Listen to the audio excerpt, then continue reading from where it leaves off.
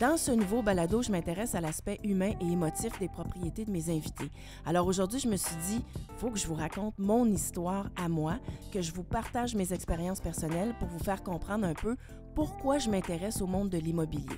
Alors, bienvenue à la maison.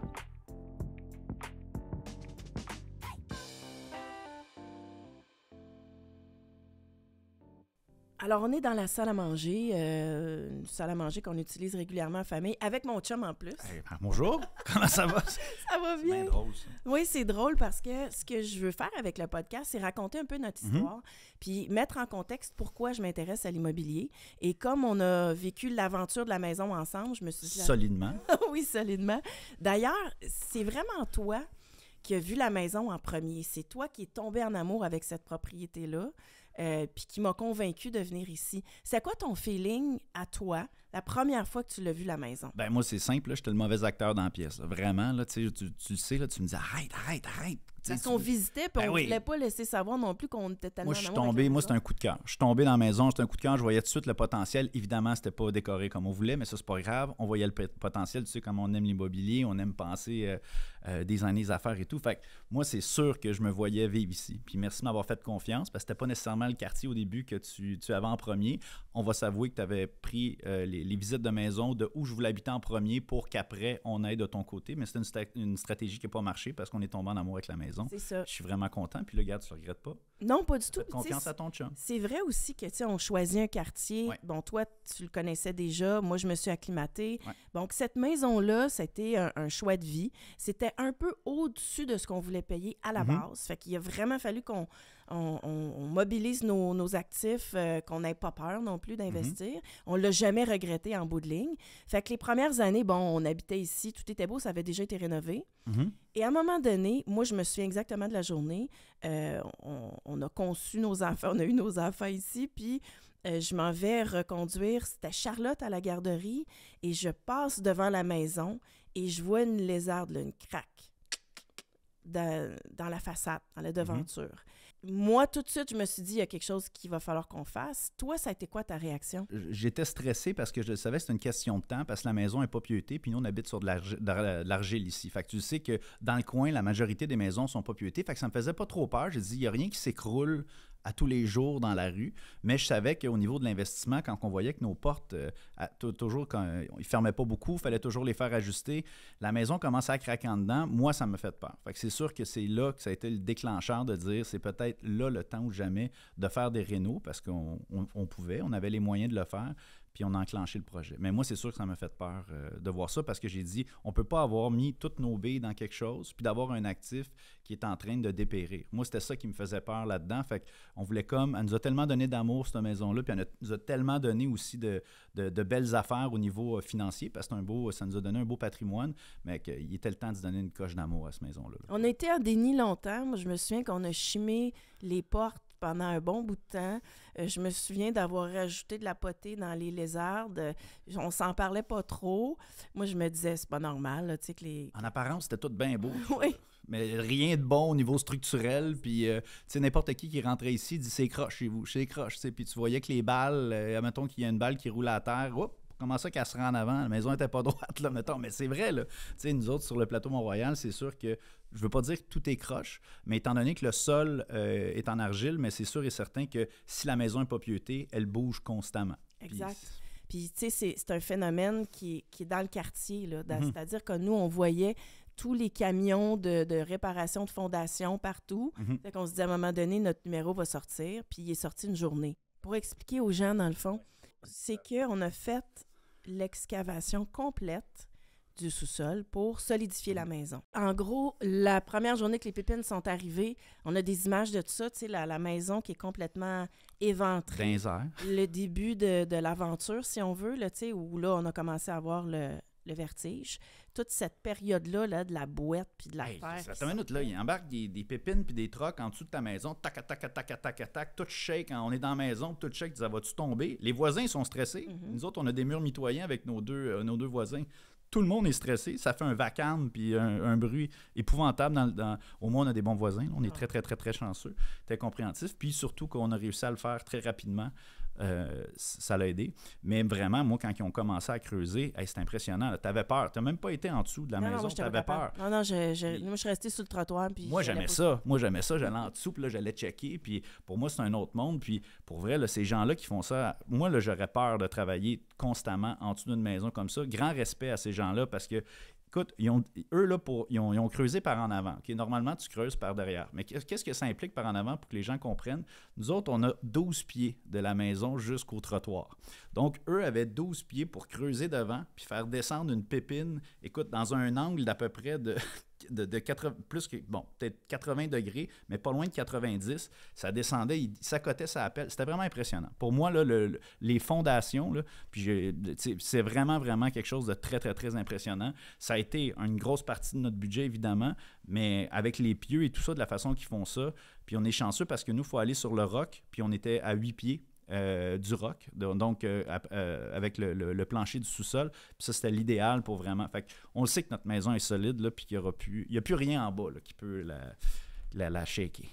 Donc, excavation. Ensuite, on a créé donc un espace qui n'existait pas, qui était le sous-sol. Ouais. On a gardé une partie du moellon de fondation. Ouais. Ensuite, on a réaménagé un peu les pièces à l'étage parce qu'on devait changer le plancher. On avait des trappes pour aller dans le vide sanitaire avant. Mm-hmm. Donc, il a fallu changer ça. Tant qu'à ça, on s'est dit on va se créer une plus grande entrée. Donc, on a refait un peu la reconfiguration du rez-de-chaussée. On a changé la cuisine. C'est parce que cette petite pièce-là, l'entrée en avant, c'était la salle de jeu des enfants qui est devenue en bas. Donc, c'est pour ça qu'on s'est juste créé une aire de vie plus grande pour que nos enfants qui vont grandir, puis ça s'en vient, vont bientôt être adolescents dans 10 ans. On a ajouté une salle de bain aussi à l'étage.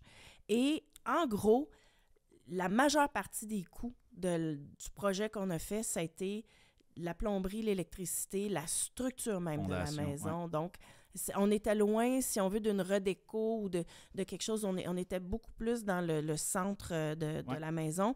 Et quand on avait à ouvrir des murs, ce qu'on voulait voir, c'était vraiment comment c'était isolé, tout ça. Donc, c'est plus une reconstruction qu'un flip ou qu'une rénovation traditionnelle. Mm-hmm. C'est un peu ça qu'on a fait dans notre maison.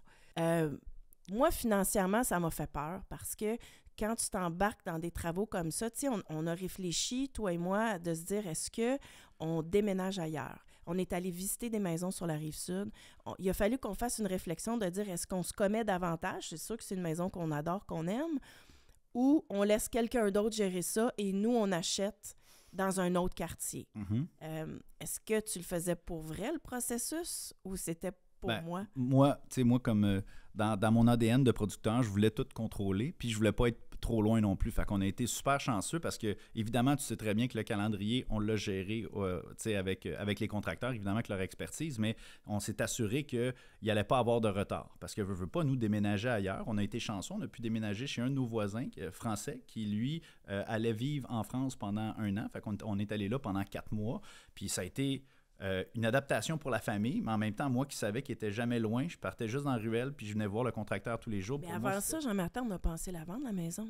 Le coût des rénovations nous faisait extrêmement peur, puis on ne savait pas qu'est-ce qu'on va trouver aussi. Parce qu'il y a toujours ça aussi, il y a tout le temps qu'est-ce qu'on va trouver en faisant les rénaux, il faut surtout faire les murs, parce que quand on a notre budget de rénovation, c'est ce qu'on pense nous autres, mais on sait que ça va tout le temps, il faut se garder un plus, puis nous autres, ça a coûté vraiment plus cher aussi, parce qu'évidemment, quand tu touches à la structure, c'est vraiment plus. Il y avait aussi une affaire qui s'appelle l'inflation qui est arrivée. Exactement. En plein dans nos travaux. En plein dans COVID en plus, fait que c'était vraiment difficile pour tous les corps de métier.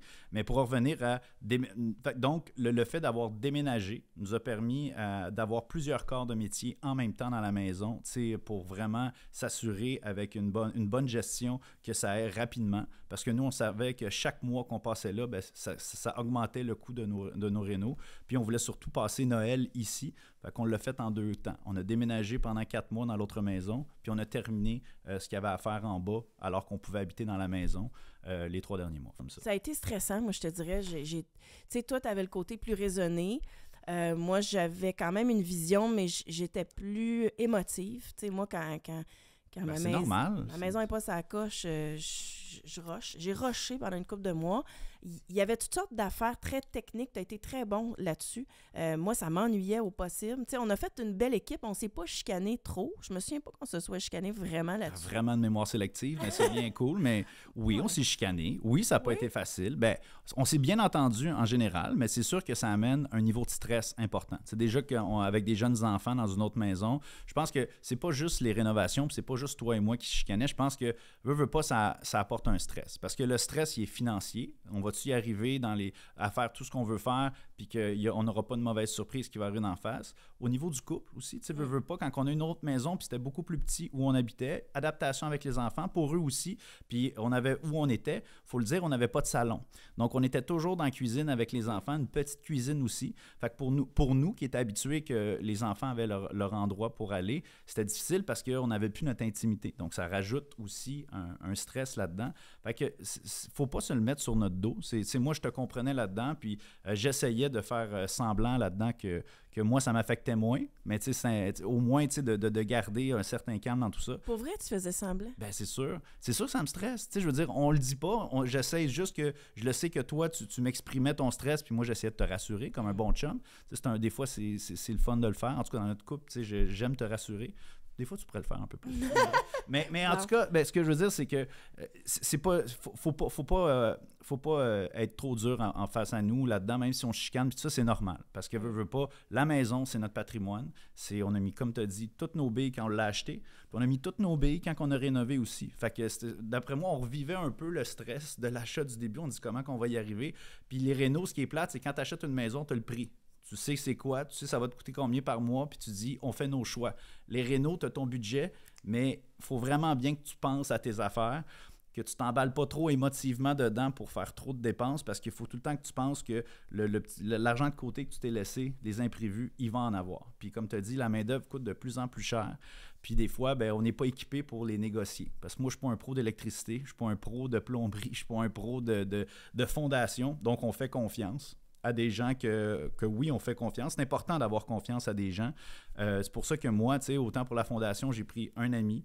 Le contracteur, j'ai aussi pris quelqu'un qui avait un ami. Puis ensuite, je me fiais à ceux qui allaient me référer. Fait que c'est sûr, quand on a confiance à ceux qu'on engage, parce que tu sais que c'est un gage de qualité 1, mais aussi que, crime, ils n'essaieront pas de nous en passer une à tous les jours. Peut-être qu'ils l'ont fait, probablement, mais au bout de la journée, ça a rentré quand même dans ce qu'on avait en tête, exact. Puis on est super content. Vraiment. Et c'est ça qu'il faut retenir, je pense aussi, c'est qu'on est heureux de comment ça s'est passé. On en profite de cette maison-là. Ouais. On s'est commis. C'est le rêve de notre vie là, qu'on voulait. En absolument. Tout cas, oui, c'est le rêve de notre vie. Puis, avec nos enfants. Oui.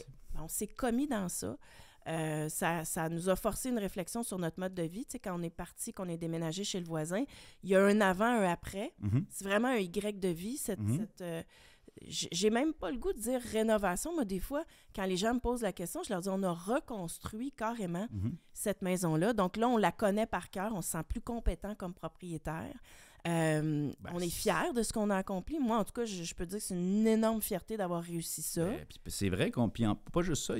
Quand tu le fais avec des gens de confiance, puis des gens ensuite que tu peux t'assurer un suivi, mais ce qui est le fun, c'est que tous les murs qu'on a ouverts, on a pris des photos. Fait que oui, on la connaît, mais on a aussi des professionnels qui connaissent notre photo, après, notre maison. Fait que s'il arrive quelque chose, au moins, on cherche moins longtemps le problème. Puis on sait. Donc, pour moi, c'est vraiment rassurant. Dans tout ça, là, quand tu dis connaître ta maison, là, parce qu'avant, on se disait, vas-tu craquer, vas-tu tomber, vas-tu nous péter d'en face? Mais là, quand tu l'as toute faite, là, c'est vraiment le fun. Exactement. C'est vraiment, on dort mieux, mettons. Oui, vraiment. Fait qu'il y a une quiétude.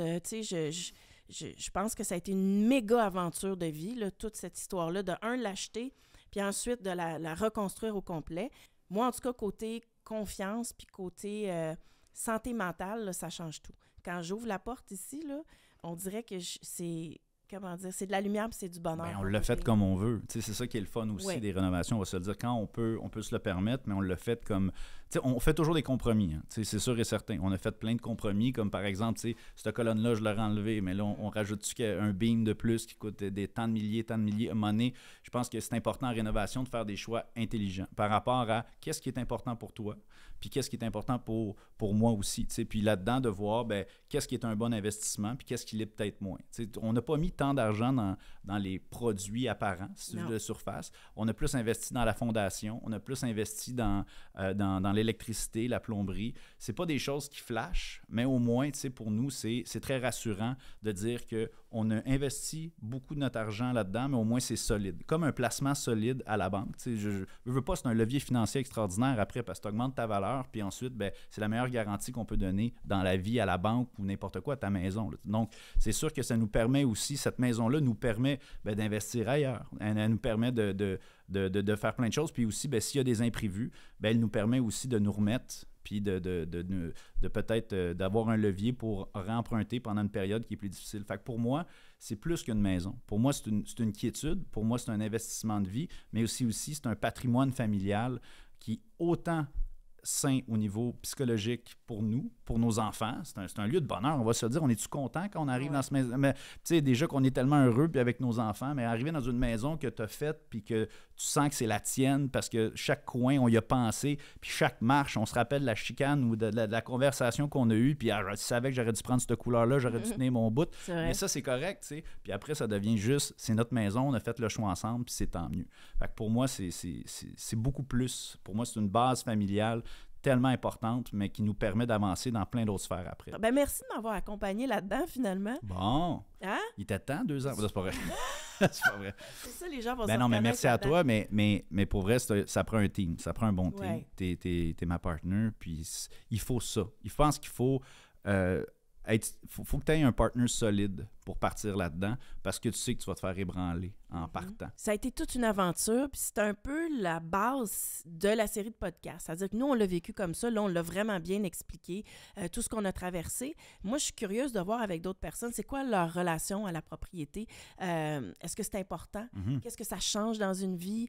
Est-ce qu'ils ont eu des grands projets? Parce que, tu sais, bon, nous autres, on s'en est bien sortis. Des fois, c'est autre chose aussi.